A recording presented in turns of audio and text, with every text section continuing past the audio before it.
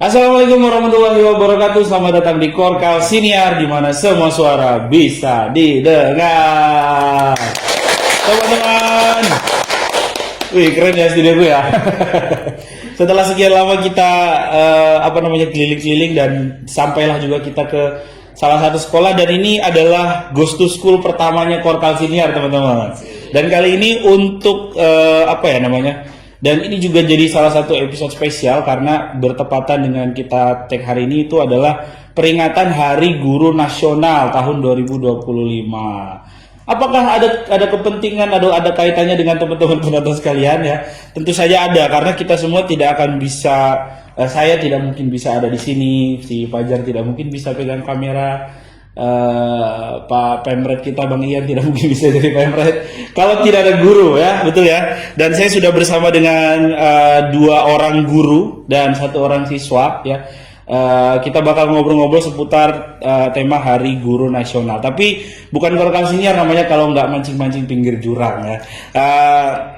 Di era sekarang ini kan kita sedang dihadapkan dengan kemajuan teknologi informasi. Salah satunya adalah akal imitasi atau artificial intelligence atau kecerdasan buatan. Nah, ini nih jadi tantangan besar tidak cuma buat kalangan profesional, seniman, tapi juga guru dan dunia pendidikan. Nah, untuk itu kita bakal ngobrolin sebenarnya masih ada nggak sih peran guru, fungsi guru setelah era AI? Apakah masih penting atau tidak? Karena kita sekarang bisa belajar dari ChatGPT, kita bisa belajar dari DeepSeek, kita bisa belajar dari Gemini dan seterusnya ya.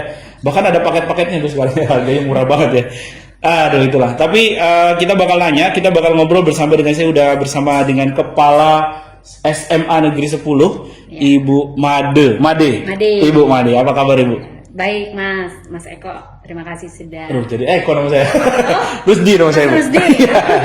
Gak apa-apa. Saya bisa jadi Alex juga kadang-kadang Bu. Joko. Iya. Asal jangan Joko Bu ya. Oh, jangan Joko ya. Bahaya kalau Joko ya. Iya. Ibu, ini pertemuan kita pertama kali Bu ya. Betul. Setelah sekian lama Bu. Saya pernah minta bantuan Ibu ya. Untuk agenda diskusi. Ya, dan itu satu kebanggaan yang menurut saya SMA 10 membuktikan bahwa ternyata di forum diskusi yang brutal gitu ya, diskusi yang sangat terbuka, itu anak-anak SMA 10 bisa membuktikan bahwa mereka setara gitu dengan teman-teman yang sudah berkuliah. Nah, terlepas dari itu Ibu, Hari Guru Nasional selalu diperingati sebagai sebuah momentum untuk berterima kasih kepada guru. Betul. Tapi apakah itu cukup hanya sebagai sebuah seremoni Hari Guru, atau ada semacam pelajaran yang diambil, atau mungkin jadi momentum untuk mengubah hal-hal yang sudah dilakukan yang mungkin masih kurang? Karena belakangan ini kan kalau bicara guru pasti yang diomongin tidak jauh dari gaji kecil. Ya Bu ya, mungkin tidak terjadi di SMA 10 ya, mungkin. Tapi kita kalau bicara soal Hari Guru pasti gak jauh-jauh dari itu. Sementara tantangan di luar adalah siswa yang mungkin tidak mendapatkan pelajaran dengan baik. Kemudian ada anak SMA yang tidak bisa hitung-hitungan dan seterusnya. Bahkan ada yang nggak bisa baca dan seterusnya gitu.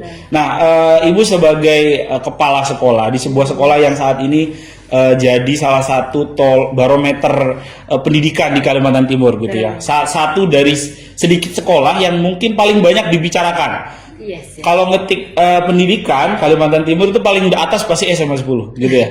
Nah, gimana Ibu menyikapi hal-hal tadi Bu? Misalnya salah satunya dengan momentum Hari Guru ini. Ya.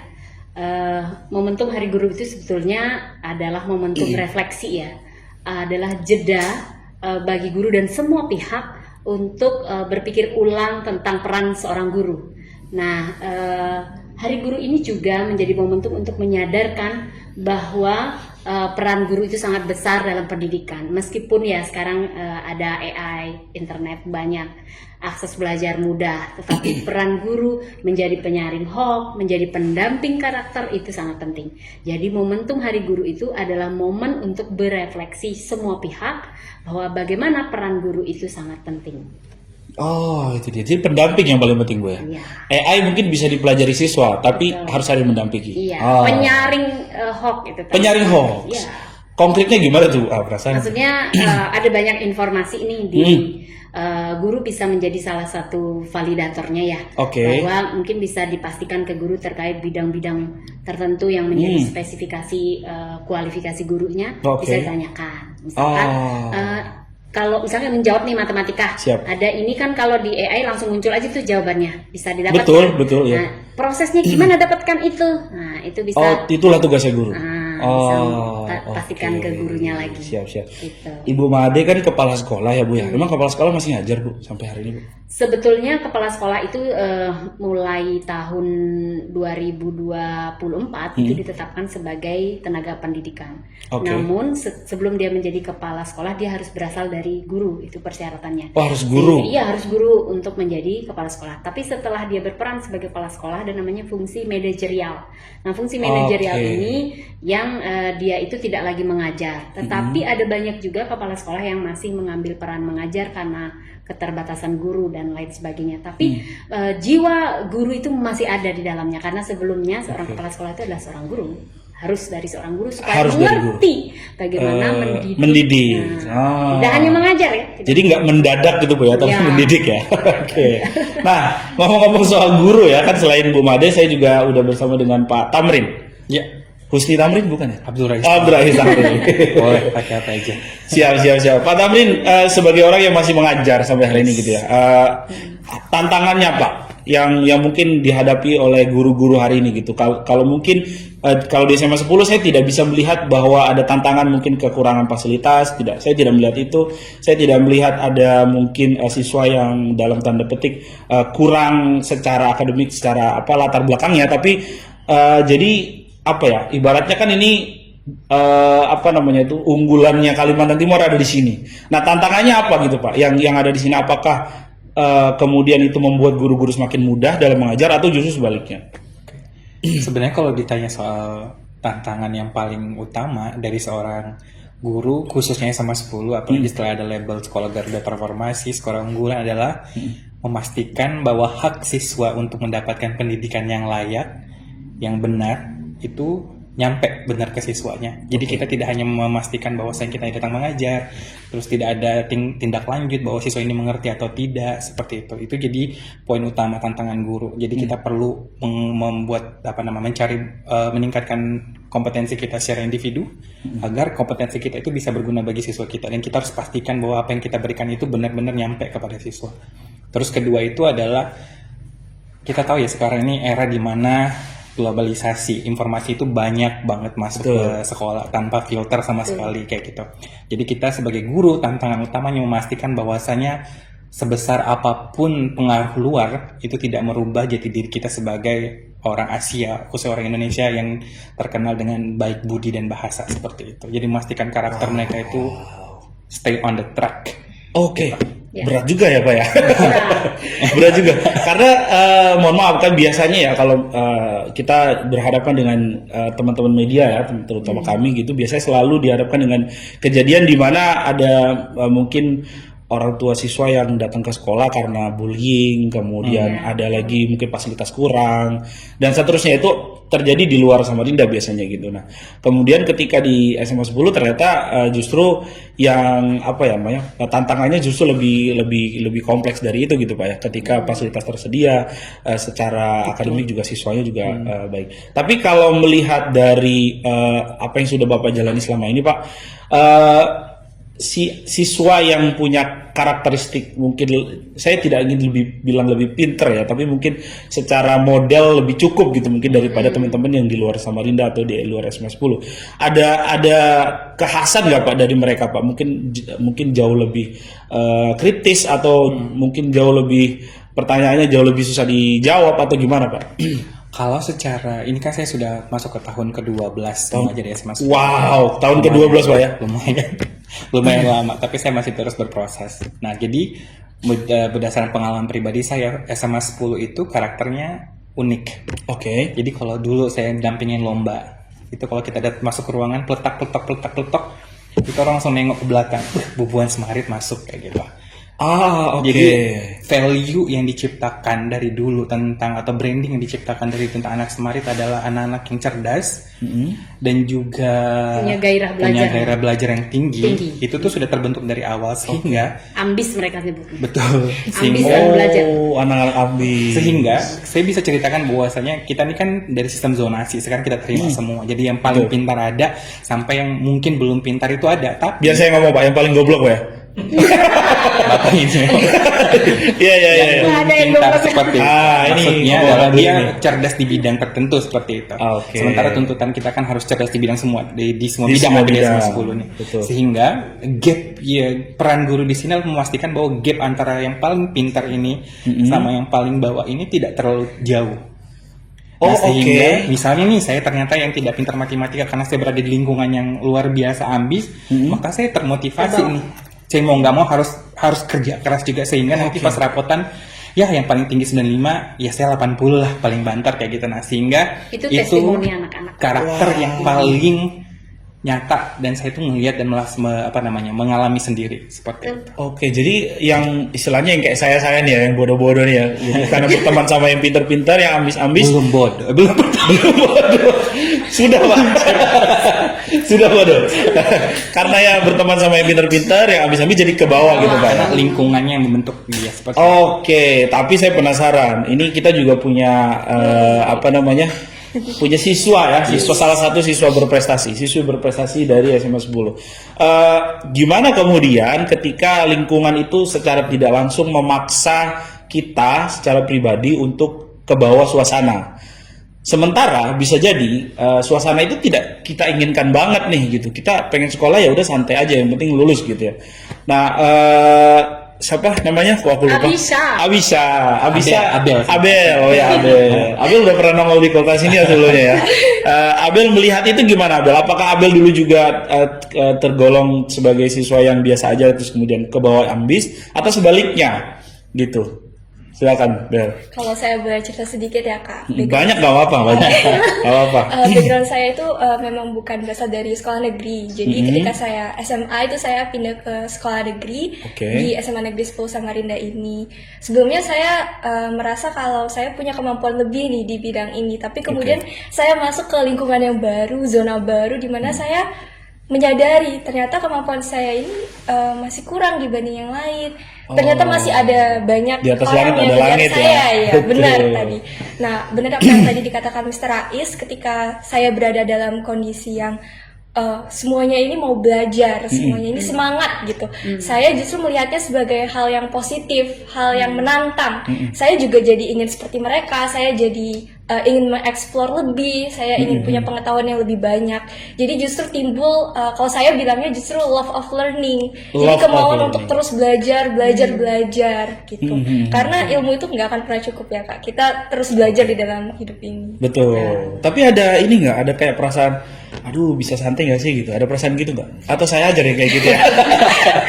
Susah kalau di Semarit mah. Nggak ada yang begitu ya? Awal-awal mungkin ya Kak, bagian dari proses adaptasi. Iya, Tapi itu justru jadi motivasi sih Kak, jadi tantangan. Kalau yang lain aja mau terus belajar, kenapa saya menyerah? Kenapa saya berhenti di tengah gitu Kak? Oh oke. Sebelum saya ke Ibu Made lagi ya, aku penasaran. Menurut Abel, bagian apa dari peran guru yang kemudian membuat Abel tuh ngerasa, oh aku merasa terbantu gitu? Karena kan tadi ya, kalau nggak salah di SMA 10 juga fasilitasnya juga sangat mencukupi untuk teman-teman bisa belajar sendiri sebenarnya gitu. Tadi ada Bu Made bilang bahwa guru berperan mendampingi. Nah, pendampingan seperti apa yang Abel rasakan yang kemudian bisa jadi kayak oh ini gara-gara didampingi di bagian ini nih aku jadi kemudian bisa lebih memacu prestasi gitu. Saya setuju banget sih Kak sama statementnya ini tadi. Setuju kan kepala sekolah. Gak boleh gak setuju. Kan Iya. Nggak setuju, Gimana, jadi gimana? setujunya berasal dari pengalaman dong tentunya Oke. Kak, bukan cuma sekedar kata-kata aja. Karena saya merasakan sendiri nih sebagai Oke. siswa sehari-hari, tentu saja terbantu dengan adanya teknologi ya, Oke. dengan adanya AI, banyak informasi yang kita bisa dapatkan. Tapi benar tadi yang disampaikan kalau belum tentu semuanya itu benar, dan apa yang kita dapatkan itu hanya hasilnya aja, jawabannya aja. Tapi kita nggak ngerti nih prosesnya itu seperti apa sampai bisa mendapatkan hasilnya. Nah, di Oke. situ guru itu membantu di dalam proses belajar. Itu kita menyadari kalau ada langkah-langkahnya seperti ini. Jadi nggak harus cara instan, tapi pelan-pelan tapi benar gitu yang penting. Jadi khususnya di dalam memotivasi kami dan menerapkan gaya belajar. Jadi kalau misalnya di AI kan cuma terbatas ya Kak, gaya belajarnya ya seperti itu aja. Tapi dengan adanya guru itu bisa lebih interaktif dan bisa lebih disesuaikan dengan murid gitu Kak. Kalau aku minta sebutin nama deh. Ada nggak nama yang Abel favoritin? Nggak mesti favorit deh. Atau yang Abel merasa ini gara-gara satu orang ini atau satu nama ini aku merasa terbantu gitu. Semuanya sih Semuanya Kak. ya. Karena masing-masing guru tuh punya Iya. cara uniknya sendiri. Yang ya, paling Kak. unik deh. Kalau saya boleh sebut itu guru-guru bahasa Inggris di sini sih Kak. Guru-guru bahasa Inggris. Termasuk Mr. Ais. Kak, banyak punya banget circle. metode belajarnya yang Iya, saya iya. anggap itu kok tiap pertemuan itu beda-beda ya, dan ternyata dengan keunikan itu, dengan pembelajaran yang berbeda-beda itu membantu kita untuk belajar lebih paham. Misalnya nih bukan hanya metode presentasi atau metode latihan di kertas, tapi Yeah. lewat games, lewat Oke. kerja kelompok itu justru jauh lebih mengerti Kak. Dan karena kita menerapkannya langsung kan Kak, bukan cuma sekedar teori aja. Teori aja. Gitu, Kak. Oh, oke. Ya, berarti salah satu yang favoritnya Pak Rais ya. Oh iya. Ya, Bu, ini apa ya namanya? Kalau misalnya saya kan melihat juga ya, artinya secara tidak langsung karena kita juga sering keliling ke beberapa daerah di Kalimantan Timur, saya melihat juga bagaimana kok saya bisa menilai lah secara subjektif bahwa apa namanya hasil dari pendidikan itu terlihat dari SDM-nya gitu. Yeah. Saya juga kebetulan di kantor kan juga memenangani SDM baru Bu ya. Jadi kalau saya ketemu asalnya dari mana gitu atau SMA-nya dulu di mana gitu, itu akan sangat mempengaruhi gitu Bu. Akan sangat mempengaruhi bagaimana kita kemudian membentuk si SDM ini. Nah, sebagai apa ya namanya saat ini mungkin pimpinan salah satu lembaga pendidikan yang cukup diperhatikan oleh masyarakat. Apa yang ingin Ibu buat dari momentum Hari Guru ini kemudian untuk apa ya namanya meningkatkan barangkali supaya masyarakat itu punya harapan gitu Bu. Oh ya. Ketika keluar dari sekolah, jadi cuma lulusan SMA misalnya gitu. Untuk apalagi nanti kita bicara soal masuk ke perguruan tinggi yang top 100 dan seterusnya gitu. Tapi di luar dari itu gitu, artinya berdasarkan kemampuan kebanyakan masyarakat Kalimantan Timur yang kemudian mungkin tidak bisa melanjutkan ke perguruan tinggi. SMA apakah cukup gitu Bu? Atau Ibu bisa menjamin apa dengan lulus dari SMA 10 gitu misalnya? Oh gitu. Nggih, silakan Bu. Ya, izin. Pertama saya menganalogikan ya, seperti kita ini mau makan katakanlah masakan yang enak. Oke. Berarti di sana harus ada tukang masak ya, chef Betul. yang punya skill bagus. Terus ada bahan-bahan, Mm-mm. ya kan? Bahan-bahannya bermutu nih. Ya. Anggap saja bahan-bahannya ini adalah murid-murid yang datang ke Semarit untuk belajar. Oke. Nah, supaya jadi menu makan yang enak, dinikmati oleh orang, maka yang pintar adalah harus tukang masaknya. Tukang kan? masaknya. Tukang masaknya inilah guru. Oke. Jadi guru inilah yang menjadi menurut saya corong utama untuk bisa memastikan kualitas pendidikan di SMA 10. Jadi pada hari ini bertepatan dengan Hari Guru Nasional 2025, pada siang nanti kami di sekolah ya akan meluncing sebuah komunitas belajar yang tempatnya atau yang akan menjadi wadah bagi guru-guru untuk belajar. Oke. Belajar dan menulis. Siap. Nah, supaya guru-guru saya ini dicatat oleh sejarah. Konon kalau ditulis, maka dia mencatatkan sejarah. Oke. Bagaimana praktik-praktik baik yang dilakukan di sekolah itu didokumentasikan. Dokumentasi dalam artian dituangkan dalam tulisan yang bisa dibaca oleh orang lain. Nah, resep ini saya anggap resep ya Mas, Ya. kan seorang chef yang hebat itu kan punya resep-resep Punya resep. rahasia ya. Betul. Nah, resep-resep rahasia itulah yang coba dituangkan dalam buku yang sehingga ke depannya ada banyak sekolah-sekolah hebat. Nah, itu yang Oke. saya rencanakan ke depan.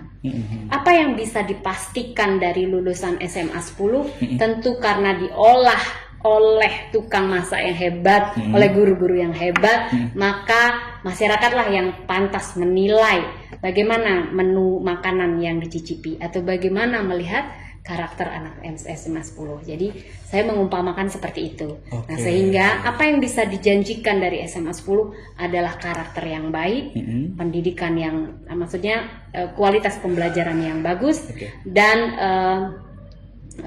kemampuan akademik yang menonjol ya.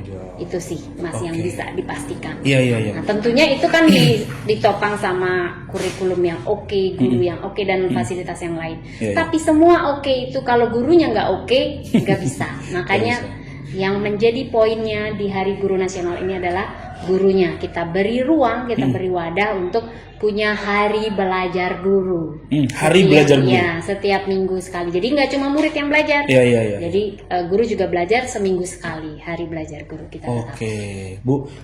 Kan guru juga sama seperti pekerjaan lain gitu, Bu ya. Artinya sebagai seorang yang bekerja, mereka punya punya tanggung jawab, kemudian punya juga harapan untuk sejahtera dari pekerjaannya gitu. Melihat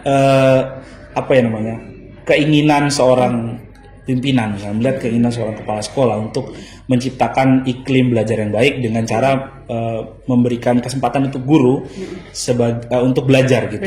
Tapi kadang-kadang Bu gitu, kadang-kadang kesempatan yang diberikan oleh pimpinan tidak selalu dianggap sebagai kesempatan. Ya, bisa jadi tambah beban kerja nih gitu. Nah, Ibu menyiasatinya gimana Bu dengan gitu, Bu? Sebetulnya kalau SMA 10 ya, Iya. sejauh ini saya lihat memang selain murid-muridnya ambis untuk belajar, guru-gurunya juga ambis untuk belajar. Guru-gurunya ambis Jadi juga. saya kira kalau mereka akan menganggap belajar itu adalah sebuah beban tambahan, saya kira tidak. Tidak, Bu.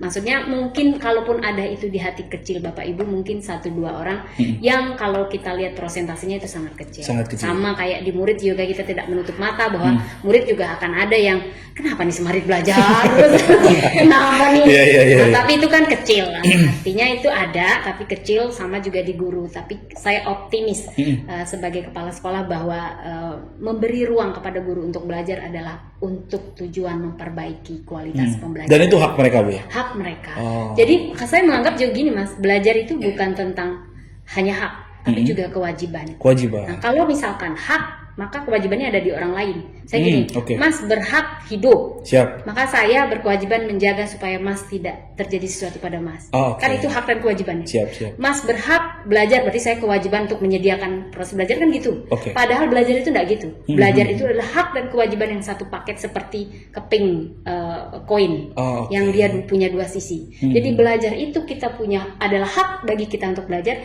juga sekaligus bagaimana kewajiban kita untuk merawat pengetahuan. Oh. Nah, itu. Jadi jangan pernah kita memandang bahwa belajar itu hak loh, gitu. Tidak. Belajar itu seperti koin, dia punya dua sisi, punya hak dan punya kewajiban. Bagus banget dipotong di TikTok nanti ya. Iya.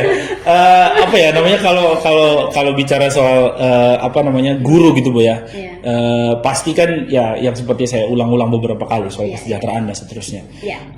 Melihat itu bagaimana, Bu, kalau di lingkungan kecil lah, di lingkungan kecil SMA 10. Di SMA 10 soal kesejahteraan ya. Siap. Jadi kesejahteraan itu menurut saya pribadi tidak hanya soal uang, Oke. tidak hanya soal gaji yang besar, tapi adalah soal bagaimana dia diberi ruang untuk bertumbuh. Oh. Satu, berarti diberi ruang untuk belajar. Tadi ada hari belajar guru. Iya. Dua, diberi ruang untuk berinovasi.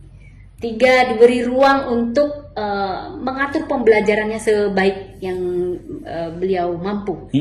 Itu adalah kesejahteraan yang bisa kita berikan kepada guru. Oke. Kemudian memastikan bahwa para guru itu juga memiliki waktu untuk keluarganya. Berarti hari itu yang Sabtu penting. dan Minggu Iya. itu berarti tidak diganggu. Kalaupun tidak Maksudnya kalaupun ada hari-hari tertentu mereka dilibatkan di hari-hari libur itu, berarti memang ada urgensi lain. Karena kita tidak bisa seperti matematik ya, 2 tambah 2 sama dengan 4. Jadi di hidup ini guru-guru juga seperti itu, ada kurang lebih lah. Itu sudah terpatri di hati Bapak Ibu guru SMA 10. Maksudnya kalau misalkan perlu ada urgensinya untuk beraktivitas di hari libur, ya itu dianggap sebagai dedikasi guru. Nah, kemudian kalau saat-saat tertentu tidak diganggu, ya itu juga haknya. Jadi tidak ada yang betul-betul nggak boleh diganggu kalau Sabtu Minggu, enggak. Kita nggak bicara soal pembatasan waktu ya Mas, tapi kita bicara soal quality, bahwa memang untuk mencapai tujuan-tujuan tertentu, dedikasi itu adalah di atas segalanya, loyalitas adalah di atas segalanya, dan saya yakin itu ada di hati Bapak Ibu guru SMA 10. Wah, oke. Loyalitas, wah. Tanpa batas. Kalau wartawan udah paham lah ya loyalitas ya. Jam 3 pagi saya teleponnya kebakaran. Iya. Tapi bener itu Mas, itu bukan cuma polesan kata-kata saya gitu, tapi itu hasil dari refleksi, hasil dari saya merasakan apa yang ada di SMA 10. Mr. Rais dan mereka ini di tim Garuda, terutama di sekolah Garuda Transformasi itu rata-rata memang orang-orang yang loyal, dan mereka loyal itu bukan karena dibayar, tapi karena memang datang dari hati, datang dari tanggung jawab, datang dari ketulusan dan kedewasaan dalam bekerja sih saya lihat. Kan Pak Jonan juga bilang gitu ya, kalau kita mau bicara loyalitas kerja, lupakan keluarga. Wow. Tapi kalau kita mau bicara keluarga, jangan loyal dulu. Kan gitu. Jadi ada masanya, ada masanya. Siap. Saya ke Pak Rais nih. Tadi kan Bu Made bilang bahwa ada kepala sekolah memberikan, atau sekolah ya secara lembaga gitu membebaskan gitu untuk kepada guru-guru, salah satunya untuk membuat pembelajaran itu semenarik mungkin dan sesuai dengan apa yang diharapkan oleh guru-guru. Nah, sebebas apa Pak Rais? Atau mungkin Pak Rais pernah berkreasi sejauh apa untuk menangkap kesempatan yang diberikan oleh sekolah tadi? Oke. Sesimpel saya mau nanya ke Mas nih dulu. Oke. Mas di sekolah pakai buku paket ya? Duh, saya lupa itu 13 tahun yang lalu. Pakai rasanya, Pak. Kata SP saya dulu ya kalau nggak salah. Di SMA 10 nggak pakai buku paket. Nggak ada buku paket? Nggak ada LKPD. Oh, oke. Jadi gurunya diberikan otoritas untuk merancang pembelajaran materi LKPD-nya sendiri. Wow. Jadi misal nih saya ngajar di kelasnya Abel 11.1, itu kan kelas sosial ya, IPA murni ya. IPA murni, saya nggak mungkin pakai LKPD yang sama di kelas humaniora. Yes. Oh gitu, artinya sesuai dengan ininya ya? Oh, oke. Jadi guru diberikan otoritas penuh terhadap pembelajaran, rancangan metodologi penelitian, metodologi pengajaran maksud saya, dan konten yang kita buat itu juga beragam. Oke. Jadi bisa diadaptif lah LKPD kita sesuai dengan kemampuan siswa dan jurusan siswa masing-masing, seperti itu kan. Itu oleh Pak Rais dianggap sebagai kebebasan Pak ya? Kebebasan menurut saya, bukan tambahan kerja Pak ya? Bukan Pak, tanggung jawab kita sebagai guru kayak gitu. Nah, jadi kalau misalnya saya menggunakan LKPD saya untuk misalnya saya gunakan di sekolah lain, maka saya berdosa tuh. Karena saya tahu kemampuan di kelas Abel seperti apa, terus saya gunakan di kelas humaniora yang teksnya itu tentang sains, nggak mungkin bisa dijawab seperti itu. Oh, oke. Sehingga kita perlu tahu bahwa saya guru itu bukan datang ngajar pulang, nggak sesimpel itu. Tapi guru perlu memastikan bahwa ketika di dalam kelas apa yang saya sampaikan ini sebuah kebenaran, sehingga nanti mereka sampai itu menjadi amal jariah kita ke belakang. Jadi kalau kita sampai ini salah-salah juga, ini beban moral ini yang kita sampaikan kepada siswa kita kan kayak gitu. Tuh, jangan sembarangan Pak Guru. Iya. Kita perlu nih memastikan bahwa apa yang kita buat ini sesuai dengan kebutuhan siswa kita. Itu otoritas yang menurut saya nggak tahu di sekolah lain. Tapi ini berjalan hampir belasan tahun sudah di SMA 10. Jadi sebuah budaya yang sangat kuat yang menurut saya itu perlu dicontoh, sehingga penerbit itu jarang ke sekolah kita. Oke. Iya. Oke. Artinya bahwa tapi saya penasaran Pak, sebagai pribadi gitu Pak ya, sebagai pribadi guru gitu, melihat keinginan untuk kemudian menciptakan ruang belajar yang baik, kelas belajar yang sesuai dengan siswanya gitu, sesuai dengan apa yang ada di situ gitu ya. Artinya ketika hanya geser kelas saja udah harus disesuaikan lagi gitu. Nah, itu apa yang memotivasi Bapak atau apa yang mendorong Bapak untuk melakukan itu, Pak? Terlepas dari mungkin budaya yang udah ada di sini gitu, Pak. Pertama karena itu tugas saya sebagai guru ya. Jadi perlu menyampaikan sesuai dengan apa yang karena nggak semua guru gitu Pak kayaknya, Pak ya. Yang menjadi amanat kementerian melalui capaian pembelajarannya itu satu. Terus kedua mungkin ya ini sangat philosophical sekali sih sebenarnya ketika saya berusaha mendesain sebuah metode pembelajaran. Pertama saya harus memastikan bahwa ada istilahnya tuh kalau kita membuat metodologi permainan games, jadi kita harus memastikan bahwa permainan kita ini bermakna. Jadi yang sampai kita bermain terus mereka nggak dapat apa-apa tuh aneh jadinya. Jadi kayak senang-senang. Saya sering tuh gitu tuh Pak. Jadi ada perspektif kalau siswanya ceria, senang, bahagia, berarti kelasnya nyaman. Tidak seperti itu. Bukan harus ada muatan keilmuannya. Jadi, setidaknya game yang kita sampaikan itu punya makna dan nyampe ke mereka. Tujuan goalnya seperti itu satu. Kedua, philosophical lainnya adalah ketika misalnya saya nggak tahu di profesi lain, tapi guru itu profesi yang paling banyak menerima terima kasih. Menurut saya pribadi ya. Kalau saya sering di komen jelek, sering di komen jelek. Iya. Itu sesimpel ketika saya ketika siswa itu mengucapkan terima kasih sama saya atau guru-guru lain, mungkin itu jadi kayak slide of motivation untuk saya itu next year apalagi kelas apalagi gitu. Itu it's like sesuatu yang menyenangkan gitu. Oke. Saya nggak ngerti pertanyaan ini apakah etis atau tidak, tapi sejahtera nggak sih Pak jadi guru di SMA 10 Pak? Di Kalimantan Timur personally ya. Iya, kalau saya pribadi karena saya menganggap guru itu sebuah profesi, maka saya berhak mendapatkan gaji yang sesuai dengan apa yang saya lakukan. Tapi tidak membatasi bahwa guru itu tidak boleh mencari sumber pendapatan yang lain. Sehingga kalau dibilang sejahtera, alhamdulillah saya cukup aja nih uang untuk menghidupin biaya kucing saya misalnya. Karena belum berkeluarga punya kucing kucing betul. Biaya bills bulanan, makan sehari-hari, jajan dan sebagainya itu so far so good lah seperti itu. Seperti yang disampaikan Rumade bahwasanya ketika jadi guru tuh tidak membatasi kita untuk berinovasi seperti itu. Misalnya saya bisa jadi translator. Menggunakan kemampuan saya untuk itu, mengikuti seminar-seminar translator, atau ketika saya bisa dapat panggilan mengajar TOEFL atau di universitas, saya datang kayak gitu. Menjadi poin penting ketika kita tidak diizinkan sekolah. Itu berarti kita dibatasin. So far tidak pernah terjadi begitu. Iya. Nah ini mungkin yang mungkin perlu di highlight ya Pak ya, karena kan saya ulang lagi gitu. Ketika bicara Hari Guru, ketika bicara soal guru, yang pasti dibicarakan adalah kesejahteraan dan lain sebagainya. Saya bahkan berkali-kali dari 3 atau 4 periode kepala dinas pendidikan gitu selalu berbicara tentang pengangkatan pegawai negeri dari guru, kemudian sekarang ada P3K dan seterusnya. Nah kalau Pak Rais sendiri menilai itu gimana Pak? Apakah harus gitu sebagai seorang guru aku mau jadi guru yang berkualitas kalau saya dikasih posisi ASN misalnya, atau tidak, atau gimana? Itu pilihan menurut saya sih sebenarnya.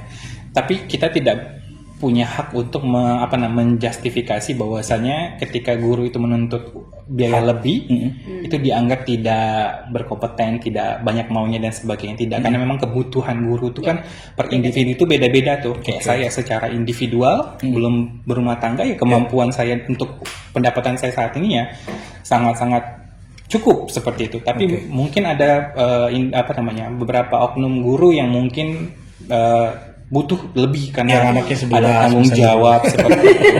Anaknya 5 kayak gitu, ada istri, rumah dan sebagainya, bil bulanan. Tapi menurut saya di peringatan HGN ini menjadi poin penting untuk kata Bu Made merefleksi bahwasannya memang gap antara guru negeri, guru honorer, P3K itu memang sangat besar, sehingga ini menjadi momentum buat pemerintah untuk mengambil kebijakan agar kesetaraan pendidikan itu bisa terjalin tanpa harus merenggut atau mendistorsi hak-hak guru untuk mendapatkan penghasilan lebih kita. Paling tidak cukup gitu Pak ya? Cukup. Paling tidak cukup. Karena kalau kita bicara konteks banyak itu ya 2 miliar buat saya itu masih kurang. Betul. Kalau bisa saya mau pakai Porsche tuh di parkiran guru itu. Oke. Nah, aku mau ke Abel lagi deh karena tadi kita udah bicara soal secara apa ya, secara teorikal dan juga prakteknya khususnya di SMA 10. Kalau Abel sendiri ngelihat apa guru, ada nggak guru yang menurut Abel kayak ini nggak asik banget nih guru nih gitu? Ada nggak yang kayak gitu? Mancing. Ada nggak Abel? Kalau saya sendiri sih nggak pernah berpikir seperti itu ya Kak. Menurut saya Terlalu baik Abel nih. enggak, ini beneran nggak, Oh, bukan beneran. bukan aja. Iya. Karena menurut saya Kita jaga. Karena menurut saya guru-guru itu punya metode yang berbeda-beda. Oke. Kan? Dan kita sebaiknya ambil sisi positifnya aja sih kan, ngambil ilmunya. Mungkin kalau misalnya pribadinya kurang atau dari sifatnya kurang, kita bisa ambil dari sisi lainnya, mungkin dari ilmunya, dari cara mengajarnya gitu. Oke, kalau semua siswanya kayak Abel nggak ada ini ya, nggak ada orang tua yang ngelabrak guru ya kayaknya. Tapi ini deh Bel, mungkin Bel, kalau misalnya gini, artinya kan ketika apalagi sekarang Abel sudah kelas 12 ya, sudah kelas 12, artinya sudah terbentuk apa yang namanya cara pemikiran sendiri gitu. Artinya ketika misalnya dihadapkan dengan pola mengajar satu guru yang mungkin kayaknya bagian ini salah deh gitu. Pernah nggak ada momen Abel apa yang namanya argu gitu sama pengajar atau sama guru? Untuk sesuatu yang Abel yakini itu benar gitu. Pernah sih. Pernah ya? Karena kan kita tahu kalau siswa-siswa SMA Negeri 10 Samarinda itu sangat kritis ya Kak. Mereka belajar itu bukan hanya terbatas dari satu sumber aja, tapi kita bisa dapat dari berbagai banyak sumber. Salah satunya juga AI, tapi mungkin tidak terlalu benar ya, tidak valid gitu Kak. Masih perlu kita cek kebenarannya lagi.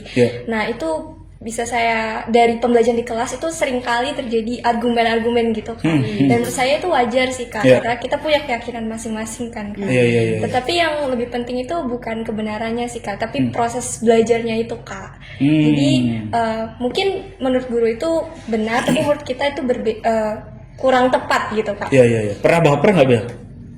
Misalnya nih, kamu kan siswa gitu, saya lebih tahu misalnya gitu. Atau nggak pernah ada yang kayak gitu, yang ngomong gitu? Kalau di sini puji syukurnya nggak ada sih. Nggak ada ya? Oh nggak cocok saya jadi guru sih. Iya. Nggak ada yang begitu ya? Iya, kita sama-sama belajar. Oke, siap. Nah, saya ke Ibu Made lagi. Kalau misalnya melihat, ini kan ideal sekali Bu ya? Ideal sekali. Yang dari tadi kita bicarakan ideal sekali. Ada nggak yang bagian tidak idealnya Bu? Yang mungkin perlu diperbaiki? Oh ya. Mau lihat sisi lain nih ceritanya. Iya, betul. Mau lihat sisi lain. Sebetulnya itu pasti ada dimanapun ya. Kalau di SMA 10 itu saya sebutnya sebagai tantangan sih. Saya nggak sebut itu sebagai kelemahan ya. Tantangan di sini adalah satu, dengan tingkat kritis yang tinggi. Jika seseorang itu tidak cukup kuat secara mental, ini salah satu tantangan. Bisa menjadi, ya boleh kita sebut hambatan dalam bertumbuh ya jadinya, karena kan kekritisan itu perlu diimbangi dengan mental yang kuat. Gitu. Jadi saya sederhananya nyebut mentalnya kudu kuat. Jadi tantangan di sini di SMA 10 mentalnya harus kuat. Mentalnya harus kuat. Murid maupun gurunya. Gitu. Yang kedua tantangannya adalah karena kita berada di dua kampus, ini nyata betul karena kita berada di dua kampus. Memang guru itu sudah diatur bahwa mengajar di sana, yang mengajar di sana hanya ke sana, yang di sini ke sini. Ada juga guru yang ke sana dan ke sini. Itu secara jarak dan waktu juga cukup menjadi tantangan tersendiri. Jadi keberadaan dua kampus itu menjadi tantangan. Nah, jadi satu tantangannya kita harus kuat mental di sini. Dua jarak tempuh kita yang ada di dua kampus. Yang ketiga bahwa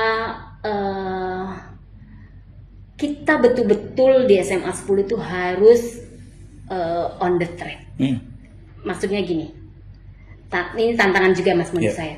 Misalkan guru itu kan punya hak untuk belajar di luar ya, pelatihan misalkan. Nah, dia misalkan punya waktu lebih tersisa nih. Nah, jadi guru ini harus lebih awal pulang supaya kelas tidak kosong. Jadi tantangan juga bagi guru memastikan kelas tidak kosong. Siapapun yang menonton ini, pihak terkait bisa membantu menyelesaikan itu Bu ya. Apalagi soal jarak tadi Bu ya. Kayak lumayan PR itu Bu ya. PR banget. PR banget gitu. Kami juga begitu soalnya Bu. Kita kan punya 2 kantor di Samarinda dan Tenggarong. Lumayan tuh kalau misalnya rapat di sini jam sini nanti. Capek. Begitulah. Tapi kita terbantu oleh teknologi. Terbantu oleh Jadi teknologi. di hybrid, selalu hybrid. Sini rapat, nah, terus ada Zoom-nya. Gitu. Oke. Selalu ada solusi, Mas. Selalu ada solusi. solusi ada. Oke teman-teman, itu dari obrolan saya dengan para guru dan juga siswa dari SMA Negeri 10, salah satu sekolah yang mungkin bisa dibilang terbaik lah ya di Kalimantan Timur. Ya tentu saja yang lain juga akan menyusul jadi salah satu sekolah terbaik juga. Tapi yang bisa saya highlight tadi adalah bahwa guru harus menjadi pendamping tadi Bu ya. Harus menjadi sosok yang bisa mengarahkan siswanya. Terkait dengan adanya kemajuan teknologi yang kemudian membantu anak dan siswa untuk bisa belajar lebih mudah, itu harus juga tetap didampingi oleh guru, dan guru harus menjadi orang yang berbicara kebenaran dari Pak ya. Tidak boleh menyampaikan fakta-fakta yang salah. Kalaupun salah itu harus jadi sebuah diskursus yang kemudian di kelas dibahas menjadi ilmu baru gitu. Nah, daripada saya makin melantur, saya mau bilang terima kasih buat Ibu Made dan juga Abel dan Pak Rais ya. Terima kasih. Ini saya juga terima kasih karena dikasih kesempatan untuk bisa take podcast di sini. Ini ruangan perpustakaan Bu ya. Ya, ini Ruangan multimedia. perpustakaan, dan ini keren banget teman-teman. Jadi kalau nanti saya sih berdoa ya hari mungkin di 1 tahun 2 tahun ke depan ada podcast sendiri di SMA ya.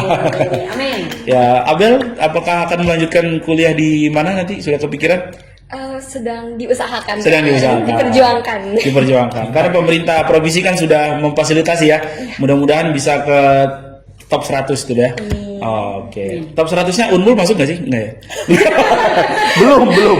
Belum ya, belum. Oke, sekali lagi terima kasih Bapak-bapak dan Ibu-ibu, adik-adik semuanya yang udah mengikuti podcast kita hari ini, dan teman-teman sudah menonton dari awal sampai akhir. Terima kasih. Jangan lupa untuk ikuti berita terbaru dan teraktual yang terbit di Koran Kaltim setiap hari Senin sampai dengan Sabtu. Teman-teman juga bisa baca media online kami di www.korankaltim.com, seputarfakta.com, dan pusaranmedia.com. Terima kasih. Nama saya Rusdi pamit. Assalamualaikum warahmatullahi wabarakatuh. Waalaikumsalam.